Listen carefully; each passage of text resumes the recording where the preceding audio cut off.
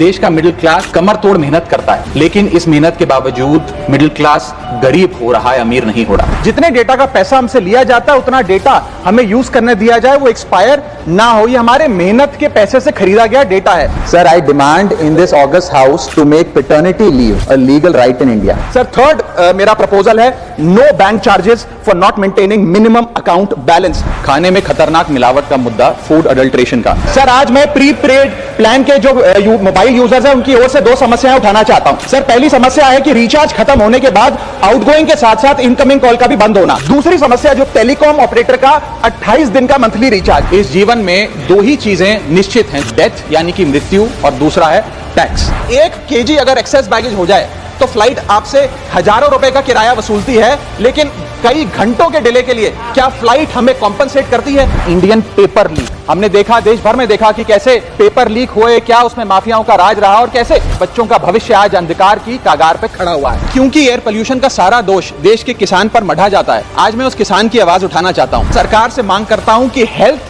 और life insurance पर कम से कम हम जीएसटी ना लगाएं। ये कोई लग्जरी गुड या लग्जरी प्रोडक्ट नहीं है। सर आज एयरपोर्ट्स पर खाना इतना महंगा है, क्या इस पर कोई रेगुलेशन नहीं होना चाहिए? क्या कोई अफोर्डेबल कैंटीन का मैकेनिज्म नहीं होना चाहिए?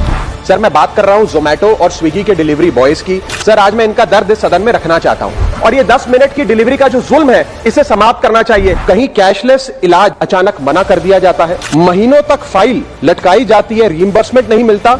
और आज मैं उन्हीं सिटीजन्स की जो टोल प्लाजा पे हैरेसमेंट फेस करते हैं उनका मुद्दा आपके सामने रखना चाहूंगा कि फुल कॉस्ट रिकवरी के बाद भी टोल वसूला जाता है 20-20, 30-30 साल तक। जब आप बैंक को पूरे विश्वास के साथ अपना डेटा देते हैं, क्या बैंक आपके डेटा को सुरक्षित रख पाता है? अब ये लीक है कि जाने अनजाने में डेटा शेयरिंग है, ये फैसला मैं आप तक छोड़ता हूं। मैं सरकार से निवेदन करता हूं कि हर भारतीय को एनुअल हेल्थ चेकअप का लीगल राइट दिया जाए। बाटा कंपनी का जूता पहनने वाला भी आज हवाई जहाज की टिकट नहीं खरीद पा रहा है। हम सांसदों को तो फ्लाइट की रीइंबर्समेंट मिल जाती है सर, आप उस आम नागरिक का सोचिए जो इस स्काई रॉकेटिंग एयर प्राइसेस से जूझ रहा है।